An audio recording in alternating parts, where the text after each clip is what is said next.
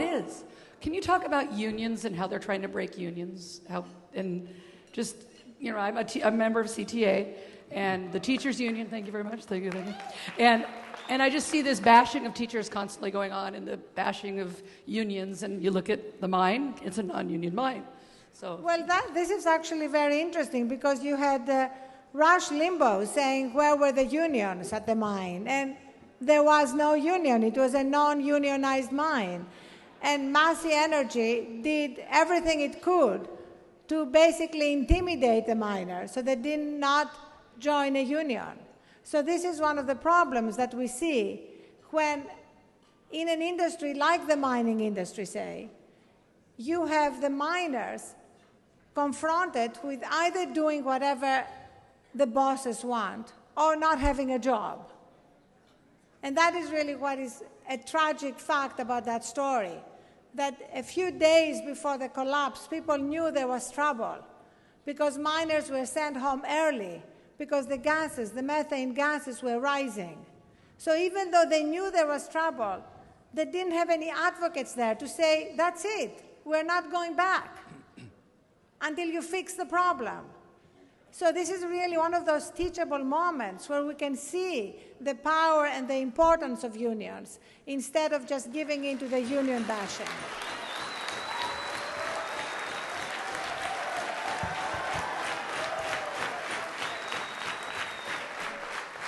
Oh, is there one over there? Arianna, thanks for coming. I'm a regular reader and a blogger on Huffington Post. Oh, I see. What I see is a big problem in this country is very few people pay attention to politics until the time of election. And there are a lot of people watching Rush Limbaugh and the others on Fox Channel. And the other people on other channels are all called liberals. And, even though they're telling the truth, nobody's paying any attention. Is there anything that people can do to improve the understanding by the voters of the real politics? If all the Democrats vote in this country, I don't think a Republican can win any election. Thank you. Well, Chris Matthews is here, and he regularly, every day, tells the truth on his show. I want to make a very clear distinction between people who are passionate, but their passion is based on facts, and people who are passionate, but their passion is based on fantasy. There is a big distinction to be made between what Fox does and what, say, happens on MSNBC. And that's a distinction that would be much easier to bring home to people if we had something which I'd love to see, a kind of way, maybe a technological way to immediately put the facts up when people talk. Wouldn't it be wonderful, let's say, if when Sarah Palin was talking about death panels or Senator Grassley was talking about death panels, that you immediately had a little bubble that went up, and actually you could see what the provision in the bill was. And this could be a completely non-partisan tool. Excuse me, but I have to say that when President Obama said that I did not campaign on the public option, there would be a little bubble going up that showed his campaign website that had plenty about the public option and all the times in which he had talked about the public option.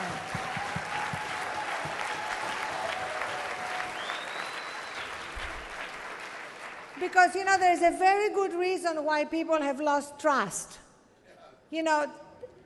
Craig Newmark, the creator of Craigslist, said that trust is the new black. There is nothing more important than bringing trust in our institutions back.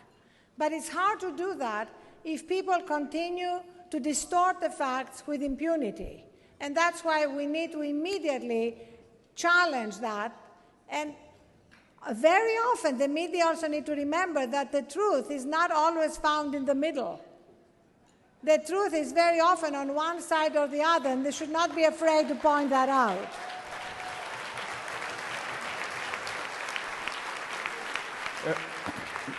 Ms. Yes, thank you so much for your incredible work. I hope that you can use a bully pulpit to drive home the fact that the real basic issue is corporate personhood. We must rescind the fiction that corporations are people, are entitled to the same rights and privileges as people. We can do it with a constitutional amendment. We can do it with laws. And the other thing is public campaign financing. The only voice the people can have. It will be on the ballot in June, Prop 15. We need it nationally, locally, and statewide.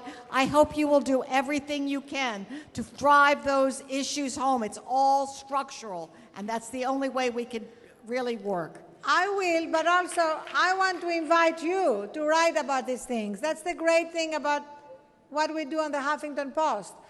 We want your voices too. I'm going to give you my email address, and anybody who wants to write about these things, just send us your post. We have editors going through thousands of them all the time because that's the way to democratize the conversation. Arianna, 1 R and 2 N's, at huffingtonpost.com. Ms. Huffington. Yes, go ahead. Ms. Huffington, my name is Alan Shea. I'm running for city council in the city of Pasadena. And I wanted to ask you for your leadership to champion a new model. We've been working with a group of innovative entrepreneurs in which we found a way that we can actually stop foreclosure within 72 hours. We can create 100,000 jobs per month, and we can directly impact consumer confidence. But the problem we found is the issue is that since we're small businesses, we don't get attention. So until there's a big voice to raise the awareness that these type of models are out there and the innovation is out there, it just falls on deaf ears. So if there's a way to champion these type of innovations, we need people like you because there are solutions out here. So I'd like for you to champion it. And since you've encouraged us to voice those type of things in the community, we'll bring it to your attention, but we hope it doesn't fall on deaf ears. Well, I would love you to write about this particular innovation that you are working on, because I have seen around the country when people come together, and very often lawyers, for example, in Philadelphia, there is a very successful program that's gone all around the country now, coming together, giving their services pro bono, and helping homeowners avoid foreclosure. That's something which should be happening around the country. And if you're working along these lines, please write about it. Let's put more spotlight on it, because there is no question that nobody really benefits from a foreclosure. The homeowners obviously don't benefit, the community doesn't benefit, the homes next door immediately have their value reduced. It's a gateway calamity. So anytime we can prevent a foreclosure, it's really entirely for the public good. Even the banks, really, if they knew what was good for them, which they clearly don't benefit from it. How many foreclosed homes do they want on their books? So absolutely, let's do everything we can to try and keep people in their homes. And I appreciate the comment you made, which I think is very relevant. And I don't know how many people embrace this, but we're not going to bring about change until we